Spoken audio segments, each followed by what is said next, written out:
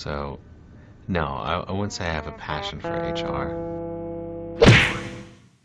Welcome back to Human Resources for the People. It's a human capital revolution. Today we're going to be answering Ask HR questions because I'm banned. I've been doing this series for quite a long time on this channel. I enjoy it quite a bit. We've got rights about AmeriCorps out in Florida. We've got a question surrounding what you can do when an employer fires you and doesn't pay you.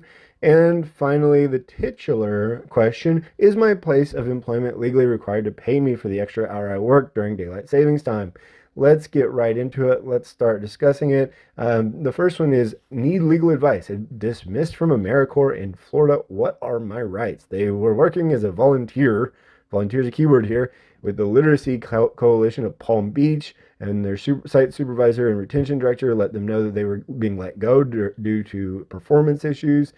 They even asked me to sign a paper to protect themselves from potential legal action. It's very unlikely that that's true, unless there's a severance involved. I found their behavior unprofessional, and it's left me feeling mistreated. The retention director's conduct has been particularly troubling, as he has been overly critical and seemingly stalked my activities at the site. I believe I have rights in this situation, but I'm unsure about the best course of action. What should I do? Should I seek legal advice? How do I ensure my rights are protected as I consider escalating this issue? I have not yet contacted the CEO about this. I intend to today. So this one is interesting. This is a volunteer, so there are no rights. You're a volunteer. You're not an employee, and as a result, again, no rights. There's nothing to go on. You shouldn't seek legal advice. You don't have any rights because you're a volunteer. You're not an employee. I really doubt, unless they paid you some money for severance of some kind, they probably didn't have you sign a paper to protect themselves from potential legal action. That's not really a thing other than severance. And so you should try to understand what you did wrong, try to understand where you could go better, and see what you can do the next time. I think that that's the best advice I can give anyone in this situation. Next one is out of legal advice, actually. It says, what can I do if I think my employer fired me and then doesn't pay me my last paycheck? They work for a small mom and pop toy store, decide they had enough. They think he fired him. They're not entirely sure if they were fired. They were supposed to get fired or get paid on Wednesday. Even though I'm fired, they did work 4 hours and $13 an hour before the end of the pay period. They should get at least $50. And so the question is, if they don't pay me, could I sue them for all their work? Well, no, you if they don't pay you, you could sue them for the hours that you're paid, unless you believe that there's some sort of discrimination taking place or anything of that nature. Really doubt that you're going to get all that you're worth. You might get $50 plus some extra fees. Although, who knows if you're actually fired, and that's kind of the key. So in many states, if terminations such as these require immediate payment, generally that day. So, for example, in California, it's that day if you're fired.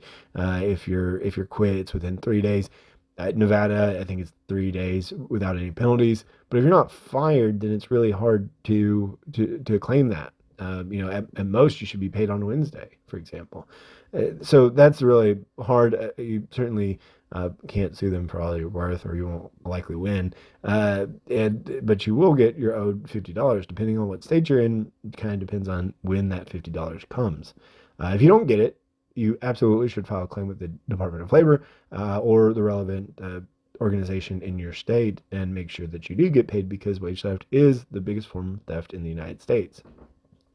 Finally, the question comes with, is my place of employment legally required to pay me for the extra hour I worked during daylight saving times? I worked overnight, Saturday going into Sunday. Clocks went back an hour. I worked 13 hours.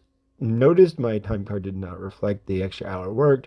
Am I legally supposed to be paid for the extra hour? Yeah, 100% you're supposed to be paid for the extra hour. Now, the only problem is I would, this was what, yesterday, 2 days ago. So I wouldn't get too worried about it. I would wait until you're actually paid before you raise a fuss. Many clocks have this problem, and payroll has to, automatically put the time in. They have to sort of manually, I say automatically, they have to manually put it in and manually update it. And as a result, it's not that easy. So I would just wait take your time, and then circle back when it actually happens. That's the very most important thing when dealing with this particular situation.